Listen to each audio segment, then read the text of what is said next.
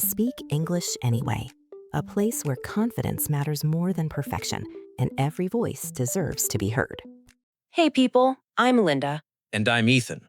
And today we are going to talk about the number one excuse, and I say excuse with love, with full love and no judgment, So much love. Very loving judgment. the most loving judgment possible. The number one reason people give for not studying English. And it is, I don't have time. I don't have time. The 5 words that have ended more English learning journeys than any grammar book, any difficult exam, any embarrassing moment. More than the bake sale, even. More than the bake sale. The bake sale at least got you practicing English for 2 months. I don't have time gets you practicing nothing. Fair point. Very fair point. Okay, so we want to be honest today because this excuse is not always entirely an excuse. Right. Some people genuinely are very busy. Jobs, kids, responsibilities, life that does not pause because you have an English lesson scheduled. Life is extremely rude about not pausing. Extremely rude. But, and this is the important but, we also want to gently challenge the idea that studying English requires large blocks of dedicated, focused time, because it does not. It really does not. And today, we're going to show you exactly why, with stories, with science, with a little bit of shame about how much time we all actually waste every day. The shame portion of the episode, my favorite. Coming right up. Okay, Ethan, honest question. On a normal day, how much time do you think you spend doing absolutely nothing useful? Scrolling, waiting, staring at the ceiling? Define useful. Productive? Contributing to your life in some way? Okay, honest answer? Probably, and I am slightly embarrassed to say this, probably between 45 minutes and an hour on a normal day. 45 minutes to an hour? Just scattered through the day.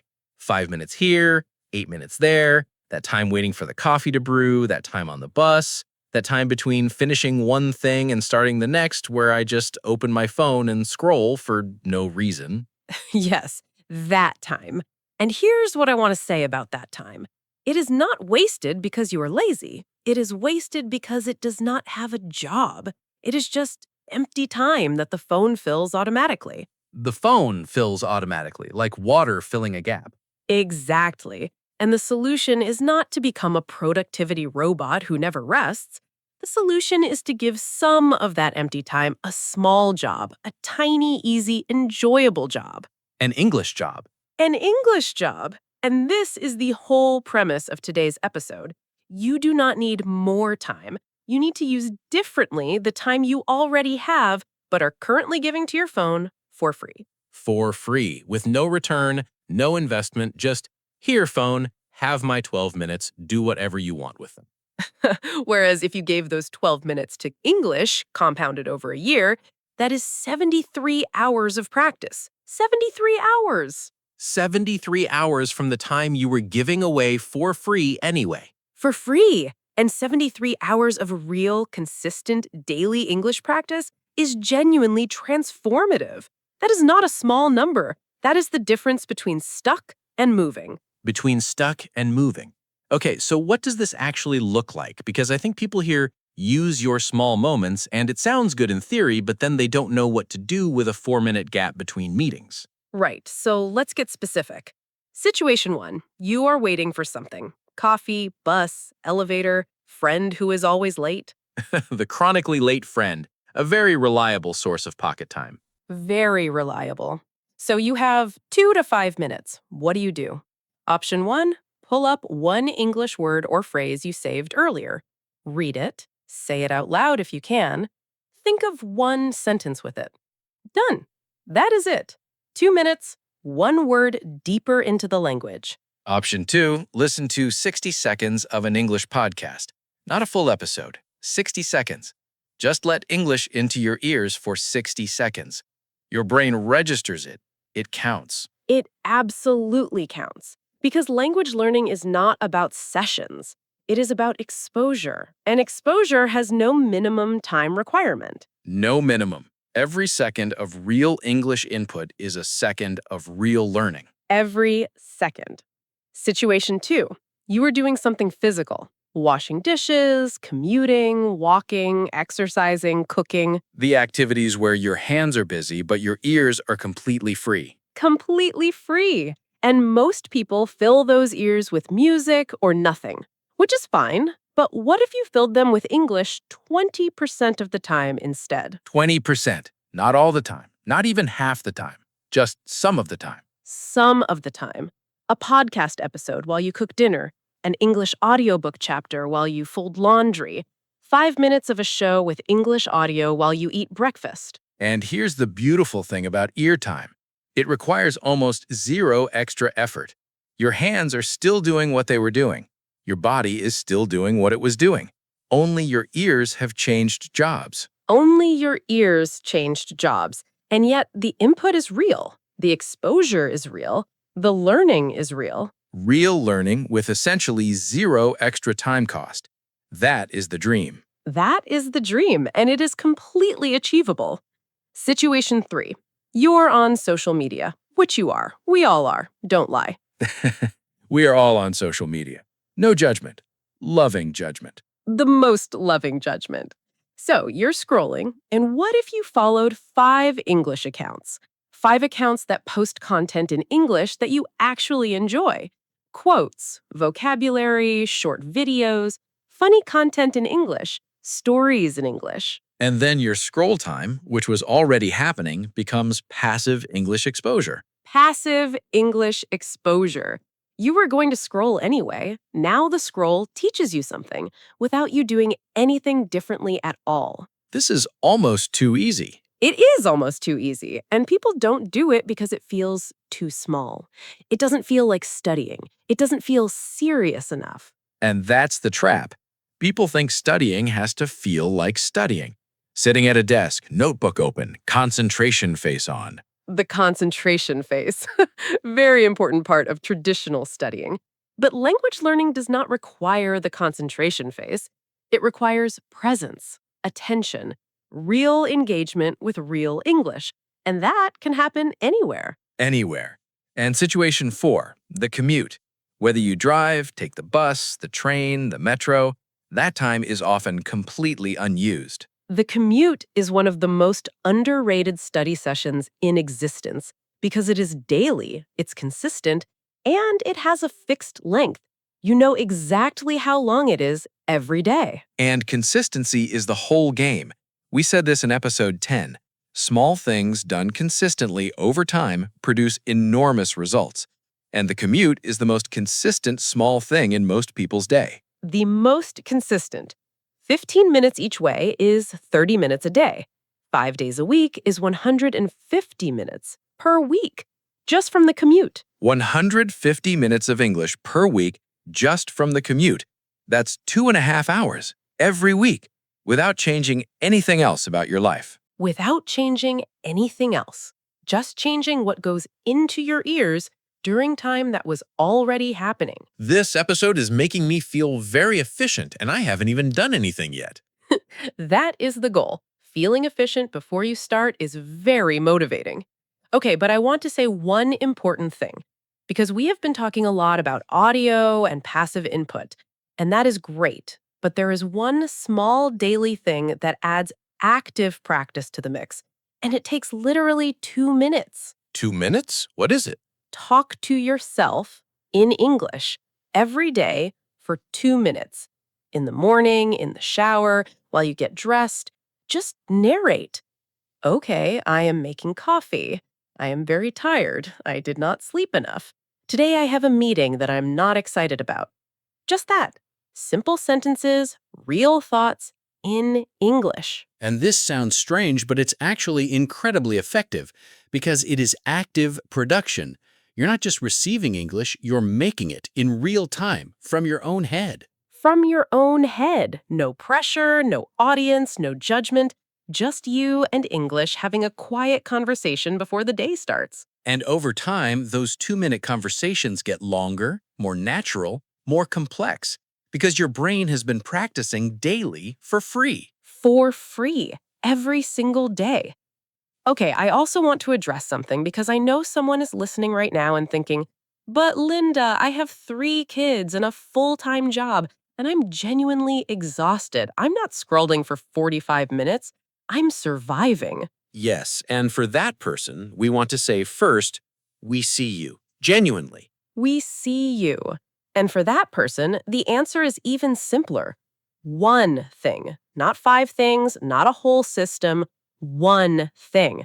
Pick the one smallest possible English habit that fits into your actual life, as it actually is right now. Not the life you wish you had, the one you have. For some people, that is one podcast episode on the commute twice a week. For some people, it's one English show episode on Friday night. For some people, it's literally one English sentence said out loud every morning. One sentence. That's all. Because one sentence every day is 365 sentences a year. And 365 sentences is not nothing. That's a real practice. That's a real habit. That's a real relationship with the language. A real relationship with the language built one sentence at a time. One sentence at a time. Okay, word tour. Let's go. First word, premise. A premise is the main idea or assumption that something is based on, the starting point of an argument or plan. For example, the premise of today's episode is that you already have the time, you just haven't used it yet. Or, start with a clear premise and the rest becomes easier to figure out. Premise. Repeat. Premise. Premise. Next, exposure. Exposure means being in contact with something regularly. In language learning, every moment you spend with English, listening, reading, watching, is exposure. For example, even small moments of exposure add up over time. Or, exposure does not require a study session. It just requires presence. Exposure. Repeat. Exposure. Exposure. Next, passive. Passive means receiving without actively doing. Passive English learning is when English enters your brain without you making a specific effort, like listening while you cook. For example, following English accounts turns scrolling into passive exposure. Or, passive input is not as powerful as active practice, but it adds up significantly over time. Passive. Repeat. Passive. Passive. Next, narrate. To narrate means to describe or tell something as it happens, like a commentator explaining a game in real time. For example, I narrate my morning routine in English every day, just simple sentences out loud. Or, narrating your thoughts in English is one of the easiest ways to practice speaking with zero audience. Narrate. Repeat. Narrate. Narrate. Next, consistent. Consistent means doing something regularly without big gaps. Not perfect, but steady and reliable over time. For example, consistent small practice beats occasional long study sessions every time. Or, the commute is valuable because it is consistent. It happens every day without fail. Consistent. Repeat. Consistent. Consistent. Next, transformative. Transformative means causing a complete and significant change, turning something into something very different and better. For example, 73 hours of consistent practice over a year is genuinely transformative. Or, small daily habits are transformative precisely because they don't feel dramatic. Transformative. Repeat. Transformative. Transformative. And last one, compounded. Compounded means built up over time through accumulation, each addition building on the previous ones to create a larger whole. For example, 12 minutes a day compounded over a year becomes 73 hours of practice. Or, the power of small compounded actions is that the results look impossible until they suddenly aren't. Compounded. Repeat. Compounded. Compounded. Okay, 3 actions for this week. Action 1. Count your empty minutes today. Just today. Every time you pick up your phone to scroll for no reason, note it. At the end of the day, add it up. See the real number. That number is your available English study time. It already exists. Action 2. Pick one of today's situations and assign it an English habit this week. Just one. The commute, the dishes, the morning coffee. Pick one slot and give it a small English job. Podcast, vocabulary, narration. One slot, 1 week. Action 3. Follow 3 English accounts on whatever social media you already use. 3 accounts that post content you will actually enjoy. Make your scroll work a little harder for you. Make the scroll work harder. Quick recap. Big idea 1, you do not need more time. You need to use differently the time you are already spending on your phone for free. Big idea 2. Ear time is free time. Any activity where your hands are busy but your ears are free is a potential English session. Big idea 3, passive exposure counts. Following English accounts, listening while you cook, putting on English audio, all of it adds up. Big idea 4. The commute is your most consistent study slot. Use it, even half of it. And big idea 5, if you genuinely have very little time, do one thing, one sentence, 1 minute, one habit. Small and consistent always beats large and occasional. Always beats large and occasional. And the chronically late friend is your friend today. Every time they make you wait, that is a free English lesson. Send them a thank you note in English. Take care of your English. And take care of your heart. This is Linda. And this is Ethan. You've been listening to Speak English Anyway. Bye, everyone. Bye. And remember, you have more time than you think. You're just sharing it with your phone right now. Take some of it back.